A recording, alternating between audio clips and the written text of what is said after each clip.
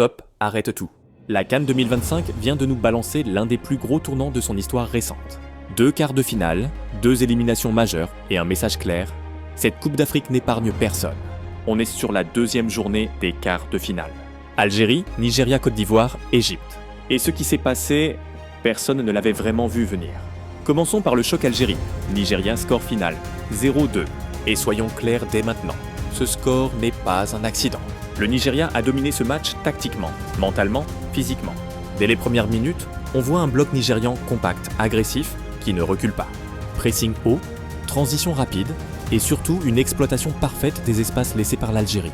Osimhen fait exactement ce qu'on attend d'un attaquant de classe mondiale.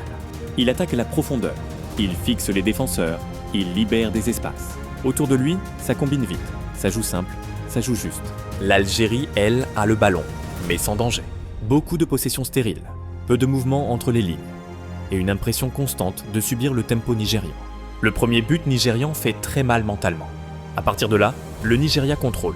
Le deuxième but enterre définitivement les Fennecs. Et la question que tout le monde se pose maintenant, est-ce que l'Algérie a été éliminée par plus forte qu'elle ou par manque de plan clair dans les moments clés? Parce qu'à ce niveau-là, attendre que ça se passe, c'est déjà perdre. Passons maintenant au match le plus fou de la soirée. Côte d'Ivoire. Égypte, score final, 2-3. Un match complètement dingue. Des buts, des renversements, de la tension et encore une fois, la CAN dans toute sa folie. La Côte d'Ivoire démarre bien, pousse, impose de l'intensité. Mais l'Égypte, fidèle à son ADN, ne panique jamais. Ils savent souffrir, ils savent attendre. Et surtout, ils savent frapper au bon moment. Chaque erreur ivoirienne est punie. Transition rapide, projection immédiate vers l'avant et une efficacité clinique dans les moments décisifs. Ce n'est pas forcément le plus beau football, mais c'est terriblement efficace. Et quand l'Égypte prend l'avantage, on sent quelque chose. L'expérience parle. Les pharaons gèrent les temps faibles, cassent le rythme et finissent prône par sortir les champions en titre.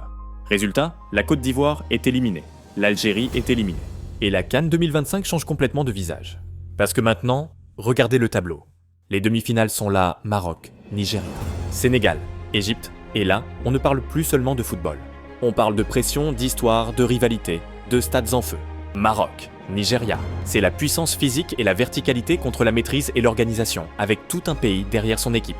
Sénégal, Égypte, c'est le choc des styles, le duel entre la rigueur défensive et le réalisme absolu. Et je vais être très clair avec vous. À ce stade de la compétition, il n'y a plus de favoris évidents. Chaque équipe a ses forces et ses failles. Mais une chose est sûre, cette CAN 2025 est en train de devenir l'une des plus imprévisibles et polémiques de ces dernières années. Alors maintenant, j'ai besoin de vous. Qui va en finale, Maroc ou Nigeria? Sénégal ou Égypte? Dites-le moi en commentaire. Débattez, argumentez.